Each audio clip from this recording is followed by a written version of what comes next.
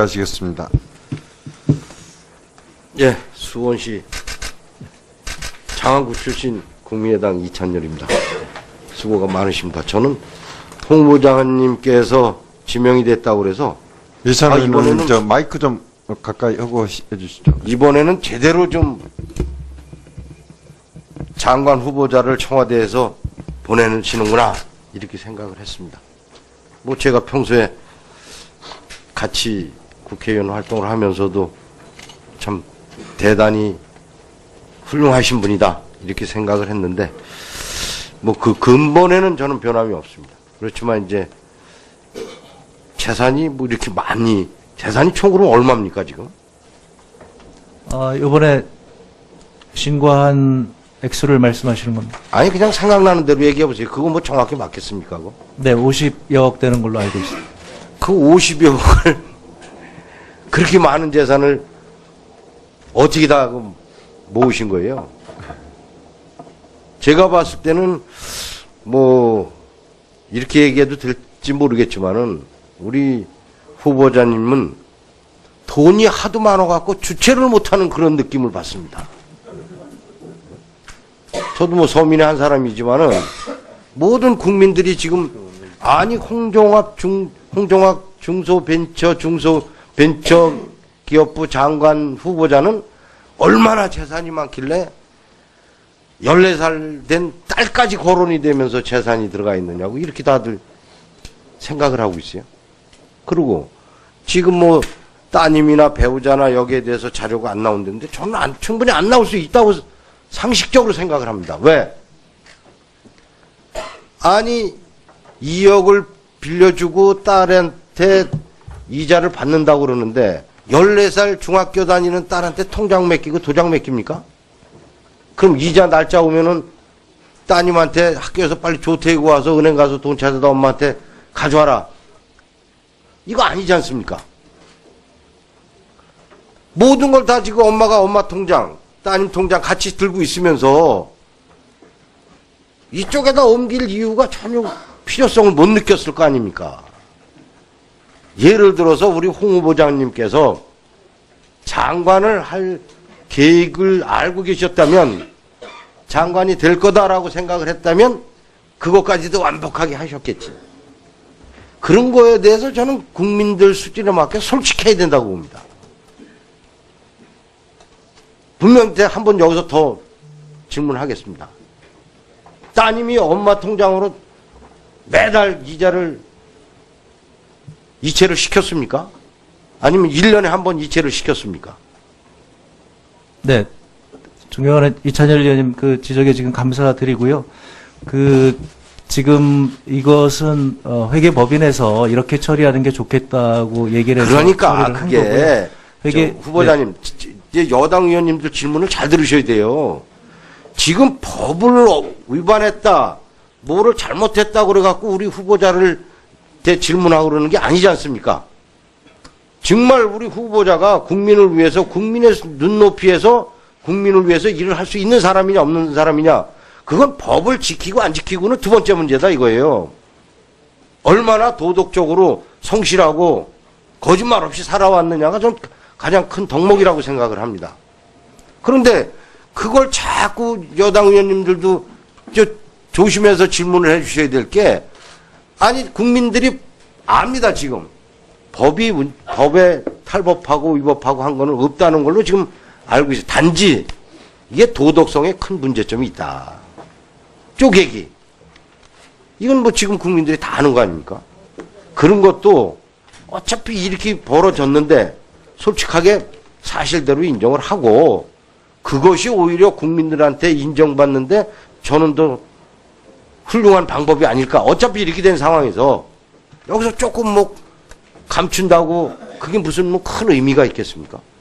여지까지 제가 본 홍종학 후보자답게 모든 거 다 국민들 앞에 공개시키고 이렇게 살았지만 나 뜨거운 일은 한 적이 없습니다. 라고 하는 게 저는 훨씬 낫다고 생각을 합니다.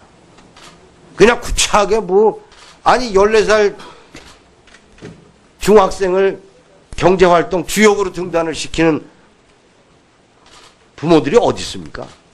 공부하기도 바쁜 세상에 몇 억짜리 통장 갖고 몇 억짜리 땅 있는 건 그냥 그건 부모만 알아도 되는 거지 그 딸이 알 필요도 없는 거 아닙니까? 주가질이 하겠습니다. 네, 네, 의원님, 그 경위만 말씀드리겠습니다. 지금, 말씀해 주신 건 너무 감사드리고요. 이게 회계법인에서 회계 처리를 다 합니다. 그래서 지금, 이자를 지급해야 된다고 알려주면, 그거에 따라서 이자를 지급을 하는 방식으로 지금 1년에 한 번씩 처리하고 있습니다. 이자 지급하는 방법을 가르쳐줘서 이자 지급을 한단 말이에요? 그것도 네. 말이 안 맞는다는 얘기지. 이자는 벌써 이게 몇 프로다 그러면 올해 얼마다. 그게 꼭 얼마나 재산이 많으니까 또 이제 그 세무회계사무소에서 가르쳐주는 대로 또 할 수는 있을 것도 같으네요. 우리는 뭐 다달이 얼마나 나가고 수백만 원 나가고 다 알지. 그걸 무슨 뭐 세무회계사에서 얘기할 게 뭐가 있습니까? 네, 의원님 말씀대로 지금 저희도 답답한 실정입니다. 네. 예. 네, 고맙습니다. 네, 이찬열 의원님 수고하셨습니다. 다음은 김정은 의원님 질의해 주시기 바랍니다. 네. 우리 후보 이때까지 그 발언을 쭉 보면은 부의 세습을 비판을 하고 또 정여세를 상향 조정해야 된다고 그러고 또 특목고를 반대하는 등 경제 정의를 외치고 특정 엘리트 교육을 비판을 해왔습니다. 그런데 후보는 평소의 말과 달리 정여세를 줄이기 위해서 불법은 아니라 하지만 쪼개기 정여 방식으로 부의 세습을 했고 딸도 우리나라에서 학비가 제일 비싼 학교 중에 하나인 그런 국제중학교를 다니고 있습니다. 말과 행동이 너무 달라요. 예? 은행의 일치가 되지가 않습니다. 그리고 지난번 그 박상진 장관 후보의 경우에는 주로 뉴라이트 사관이라든지 이런 부분들이 문제가 돼가지고 결국 자진 사퇴를 했습니다. 그러면 박상진 후보하고 박성진 후보하고 우리 홍종학 후보하고 이 비교를 해볼 때, 우리 홍 후보는 뭐 편법적으로 부의 세습도 하고 또 보면 삼수사수를 해서라도 서울대학교를 가라 그러고 엘리트 의식이 아주 팽배해 있는 것 같고 말이지. 이 장관으로서의 자질을 볼 때 박성진 후보보다 훨씬 문제가 많다고 생각을 해요. 박성진 후보도 자진 사퇴했는데 우리 홍종학 후보 자진 사퇴할 용이 없습니까? 존경하는 김정은 의원님 말씀이 굉장히 저에게 아프게 다가옵니다. 말씀하신 대로 그렇지만 지금 일부 부분에 의해서 상처받으신 분들에게는 저 정말 죄송하게 생각을 드리고요. 그렇지만 전체 맥락을 봐주시면 저는 그래 뭐 입장은 내가 이해를 한다 하더라도 네, 엘리트주의 은행 장관이 도덕성에 제일 문제가 뭐냐면 은행이 일치가 돼야 되는 거예요. 너무 위선적인 부분들이 많기 때문에 그러는 겁니다. 네, 그런 부분을 제가 겸허히 받아들이겠습니다만은 제가 공인으로서 열심히 네, 일하면서 그리고, 네. 이런 문제를 해결하는 데에 지금 이런 전혀 손색이 없었다는 말씀을 드리고 싶습니다. 네, 그리고 삼수사수를 해서라도 서울대 가라 하는 그 책 쓴 적 있죠. 네, 그렇습니다. 그런데 명문대 지금 국제중학교 다니는 딸도 서울대학 가기를 희망을 합니까? 네, 그거는 모르겠습니다. 제가 아직 그 책 내용 중에 보면은 명문대학을 나오지 않고도 성공한 사람들이 자주 보도되는데 면밀히 따져볼 필요가 있다. 하나의 기술을 개발하거나 조그만 중소기업을 운영하는 데 성공했는지 몰라도 그들에게는 근본적인 한계가 있다. 그들은 세계의 천재와 경쟁해 나갈 수 있는 근본적인 소양이 없다는 것을 인식해야 한다. 이 얼마나 중소기업인들을 이렇게 비하한, 폄하한 이런 내용입니까? 이 다른 장관도 아니고 중소벤처부 장관이 이렇게 우리 중소기업인들을 서울대학교 안 나왔다 해가지고 이렇게 폄하하는 이런 내용을 책으로 써낼 정도면 본인 중소벤처부 장관 후보로서 자격이 있다고 생각하세요? 네, 의원님 그 지적은 제가 가슴 아프게 받아들이겠는데요. 저는 폄하하지 않았습니다. 그 책의 전체를 보시게 되면 언제든지 열심히 일하면 그러면 잘 될 수 있다는 취지의 젊은 학생들에게 한 이야기고요.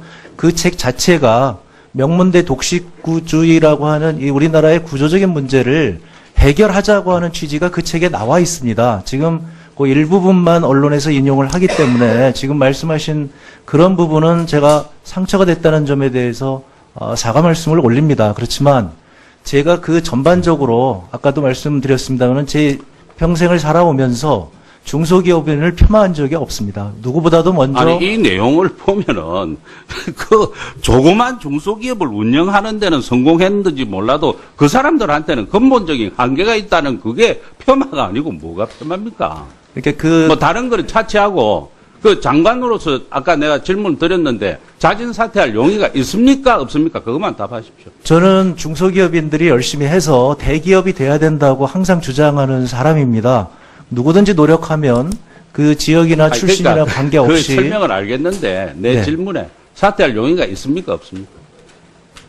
저는 중소기업인들과 그 소상공인 자영업자를 위해서 제 평생을 살아왔습니다. 그리고 그들을 지원해야 된다고 주장을 해왔고요. 아, 그 있습니까? 없습니까? 네, 열심히 있다 없다 답을 하세요. 뭐 없으면 없다. 네, 열심히 제가 오늘 청문회에서 해명을 해서 신임을 얻도록 하겠습니다. 하시겠습니다. 예, 수원시 장안구 출신 국민의당 이찬열입니다. 수고가 많으십니다. 저는 홍보장님께서 지명이 됐다고 그래서 이찬원 이번에는- 의원님 저 마이크 좀 가까이 하고 해주시죠. 이번에는 제대로 좀 장관 후보자를 청와대에서 보내시는구나 이렇게 생각을 했습니다. 뭐 제가 평소에 같이 국회의원 활동을 하면서도 참 대단히 훌륭하신 분이다 이렇게 생각을 했는데 뭐 그 근본에는 저는 변함이 없습니다. 그렇지만 이제 재산이 뭐 이렇게 많이 재산이 총으로 얼마입니까? 존경하는 이찬열 의원님 그 지적에 지금 감사드리고요. 그 지금 이것은 회계법인에서 이렇게 처리하는 게 좋겠다고 얘기를 해서 그러니까 처리를 한 그게 거고요. 회계 저 후보자님 이제 여당 의원님들 질문을 잘 들으셔야 돼요. 지금 법을 위반했다, 뭐를 잘못했다 그래갖고 우리 후보자를 질문하고 그러는 게 아니지 않습니까? 정말 우리 후보자가 국민을 위해서 국민의 눈높이에서 국민을 위해서 일을 할 수 있는 사람이냐 없는 사람이냐 그건 법을 지키고 안 지키고는 두 번째 문제다 이거예요. 얼마나 도덕적으로 성실하고 거짓말 없이 살아왔느냐가 좀 가장 큰 덕목이라고 생각을 합니다. 그런데 그걸 엄마 통장, 따님 통장 같이 들고 있으면서 이쪽에다 옮길 이유가 전혀 필요성을 못 느꼈을 거 아닙니까? 예를 들어서 우리 홍 후보장님께서 장관을 할 계획을 알고 계셨다면 장관이 될 거다라고 생각을 했다면 그것까지도 완벽하게 하셨겠지.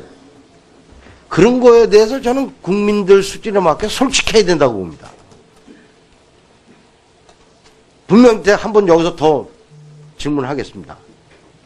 따님이 엄마 통장으로 매달 이자를 이체를 시켰습니까? 아니면 1년에 한 번 이체를 시켰습니까? 네, 그러니까 지금 이번에 신고한 액수를 말씀하시는 겁니다. 아니 그냥 생각나는 대로 얘기해 보세요. 그거 뭐 정확히 맞겠습니까? 그거? 네, 50여억 되는 걸로 알고 있습니다. 그 50여억을 그렇게 많은 재산을 어떻게 다 모으신 거예요? 제가 봤을 때는 뭐 이렇게 얘기해도 될지 모르겠지만은 우리 후보자님은 돈이 하도 많아갖고 주체를 못하는 그런 느낌을 받습니다.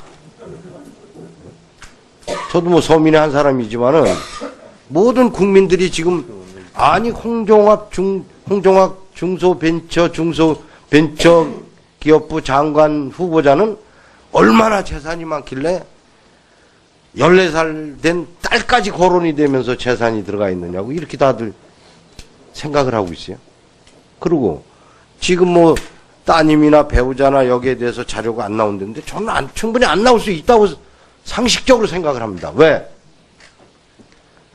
아니 2억을 빌려주고 딸한테 이자를 받는다고 그러는데 14살 중학교 다니는 딸한테 통장 맡기고 도장 맡깁니까? 그럼 이자 날짜 오면은 따님한테 학교에서 빨리 조퇴고 와서 은행 가서 돈 찾아다 엄마한테 가져와라. 이거 아니지 않습니까? 모든 걸 다 지금 엄마